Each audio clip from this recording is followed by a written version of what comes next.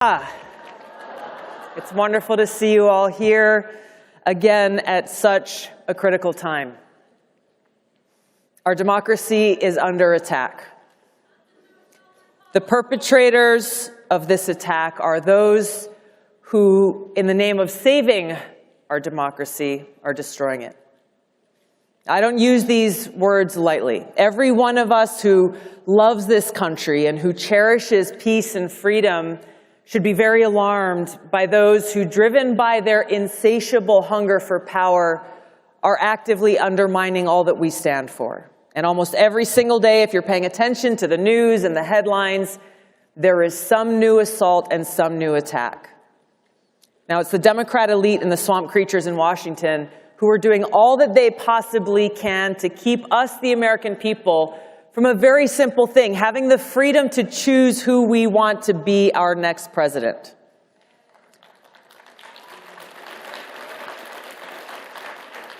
And it is clear through their actions they have no respect for us, and they have no respect for our fundamental rights as citizens of this democratic republic. They are so terrified that we, the people, may make what they think is the wrong choice. That in the name of protecting democracy and saving us from ourselves, they're actually destroying our democracy and taking away our freedom. Now, we look throughout history and we can see many examples of evildoers who find some justification, who believe that they are doing the right thing. And so today we see the Democrat elite say with great concern in their voice that if the American people elect Donald Trump again, they warn us he will destroy our democracy. They say he will be the dictator-in-chief, that if he's elected, it will be the last election this country sees. It's laughable. It is so crazy, it's laughable. But they're justifying their actions by telling themselves that they need to destroy our democracy in order to save it. It's lunacy, and it's the mindset and mentality of dictators. They are waging a multi-front battle, and they will stop at nothing until they're successful. I'm going to go through a few of the many examples. We've seen how Colorado, Maine, 32 states have taken some action or another themselves in an unprecedented way to try to remove the leading Republican candidate for president, Donald J. Trump, from the presidential ballots. In defiance of the Constitution, these people are single-handedly deciding that somehow they alone have the authority to take away our right as citizens to decide who we want to be our president. We see in Congress, a progressive congressman, Ro Khanna from California, someone who I've known for years. He is so desperate to take Trump off the ballot that he's demanding that the chairman of the Federal Reserve, a position that's supposed to be nonpartisan and apolitical, take action and intervene to stop the former president from getting reelected. On December 27th of last year, Representative Khanna said in a post on X that Federal Reserve Chair Jerome Powell, quote, should cut interest rates now, given most of inflation was caused by supply shocks. If he doesn't, he may be the person most responsible for the return of Trump.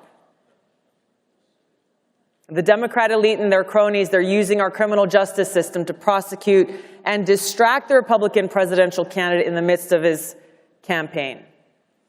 As we know, Donald Trump currently faces 91 charges in 4 criminal cases, 44 on the federal side, 47 on the state side, all felonies. This most recent ruling in New York, the real estate case, charging him a $355 million fine plus nearly $100 million in interest for a business transaction where there was no victim or complaint, where all parties made money. So egregious that even people who are not fans of Donald Trump are standing up and saying this is crazy and criticizing this judge's decision that from the very beginning has been a very clearly politically motivated hit job.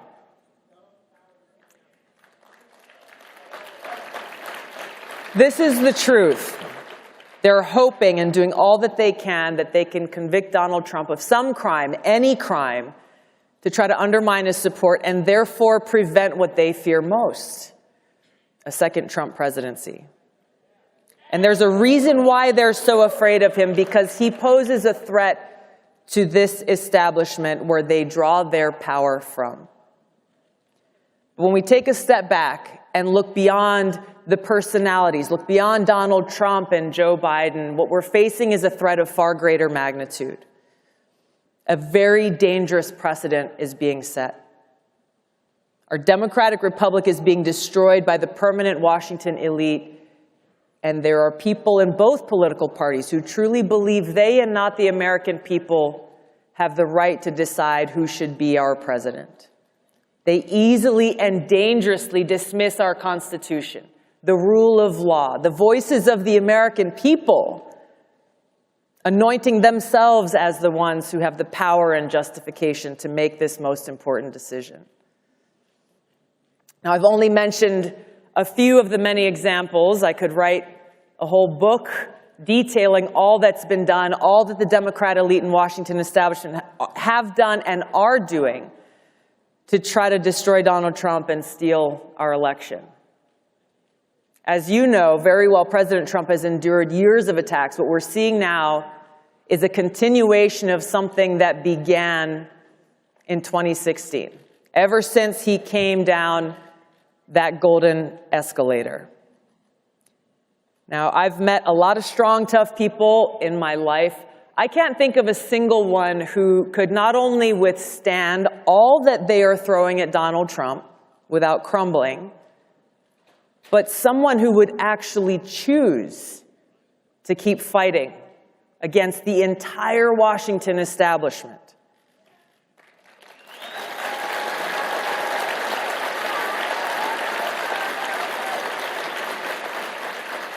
Now, I've known Joe Biden for a long time. I used to consider him a friend. Do you think he could handle this pressure? I don't think so. I think even a fraction of this pressure and stress and attacks that Trump has endured would cause him to crumble.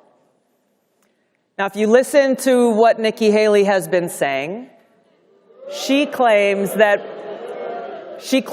President Trump only cares about himself and that he's doing all that he's doing only for himself. If that were the case, wouldn't he just walk away from all this? Walk away from the headaches and the attacks and the stress that he's enduring right now? So why doesn't he? I've had the chance to meet with him and speak with him at length, and I've seen firsthand his heartfelt interactions with friends of mine, veterans, and I've seen how he has touched their hearts and moved them to tears as he expressed his appreciation for their service and their sacrifice. No cameras, no crowds, just that heartfelt conveyance of appreciation. I've gotten a sense for what motivates him, and it's got nothing to do with what the Washington establishment is accusing him of. This is a man who's a fighter. His strength and resilience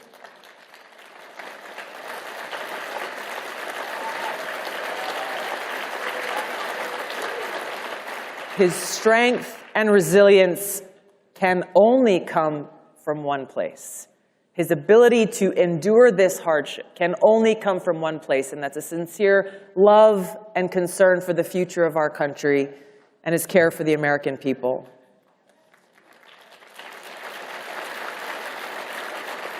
But we've got a lot of work to do ahead of us. Now is the time for us to act motivated by our love of country. We've got to take all the outrage and sadness and fear that we may feel, caused by those in power who have no care or respect for the will of the people, take all of those feelings and let that motivate us to take action, to find strength in knowing that they are doing what they're doing because they're afraid of us. That just like we see foreign dictators are afraid of democracy, the Democrat elite are so afraid of a free people and a free society, and the possibility that we, the American people, might make the wrong choice in this election by choosing someone other than them, they are doing all they can through the power of law enforcement, the criminal justice system, the national security state, doing all that they can to stop us from exercising our freedom. They forget that we, the people, are the ones with the power.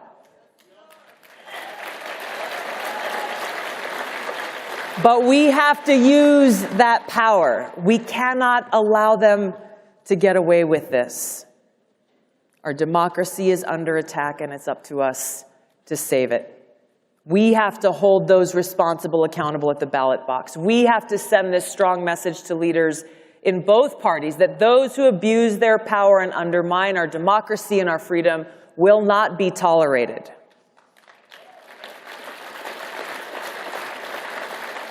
If we do nothing, if we turn a blind eye to those who are weaponizing our criminal justice system against their political opponents and telling us who we are and aren't allowed to vote for, telling us what we are and aren't allowed to say or see or hear, it will set a dangerous precedent for every election and presidency in the future, and that democracy as we know it will be finished. Now, I know we face challenges in our entire political system, and those challenges are not limited to one political party. There are politicians from both parties who are more interested in serving themselves and their own interests than they are about serving the needs of the American people. And they're not going to give up without a fight. On January 27th, 1838, President Lincoln delivered a powerful speech to the Young Men's Lyceum of Springfield, Illinois.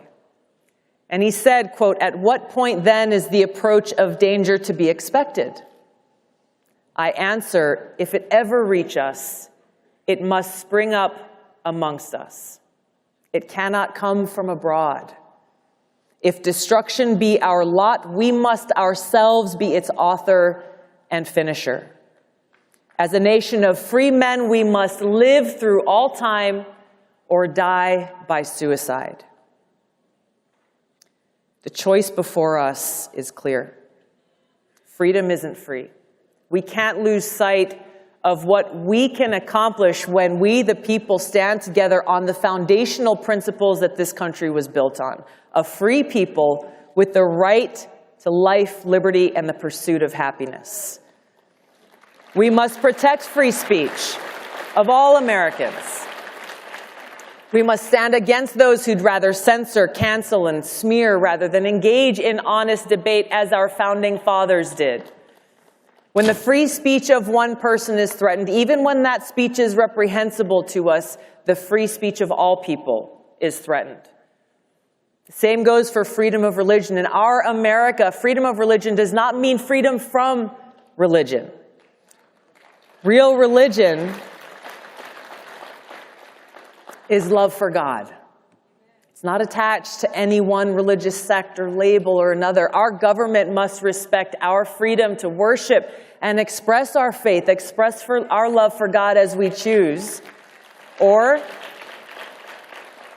for those who choose not to, they have that right as well. Our founders intentionally passed the Second Amendment right after the First because they knew how fragile this new free democracy was and how susceptible it would be, and it still is, to those who abuse their power to try to take away our freedom. So we have to defend our right to bear arms, not only to defend ourselves and our loved ones, but to serve as that important check on the abuse of power by an increasingly tyrannical government.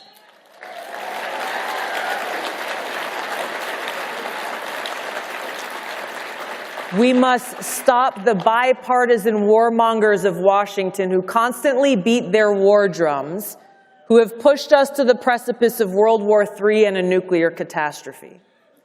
Now, President Eisenhower warned us clearly in his farewell address about these people, those in Washington who bend the knee to their bosses in the military-industrial complex and then shrug their shoulders and look the other way at the costly, damaging, and potentially catastrophic consequences of their decisions, the cost that every one of us pays. We need leaders who are committed to peace, strength, and prosperity, because we cannot be truly prosperous as a nation unless we are at peace. Unfortunately, war is sometimes necessary to defeat those who threaten the safety, security, and freedom of the American people. And as a soldier serving now for almost 21 years in our military and still serves today, I know this firsthand. But I also know that war must always be a last resort after all other avenues have been exhausted.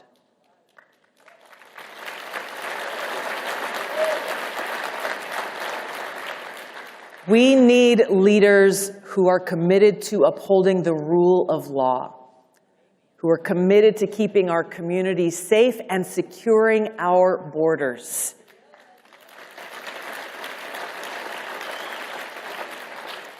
In our America, we must come together inspired by love. Love for God, love for others, love for our country, because we live in the greatest country in the world. It's filled with potential for us to stand together and build a brighter future and a more perfect union where every American can live free, in peace, and with opportunity for prosperity. To make this future a reality, we must not only come together in spaces like this with our brothers and sisters who agree with us, we also have to reach out to those who we may not agree with on every issue, but who love this country as we do and who are just as frustrated with those abusing their power as we are. Whether they're Democrat, Republican, Independent, or Libertarian, we must stand together as fellow Americans who cherish peace and freedom, cherishing our commitment to save our country and defend our republic. Those in power in America today are leading this great nation toward the suicide Abraham Lincoln warned of.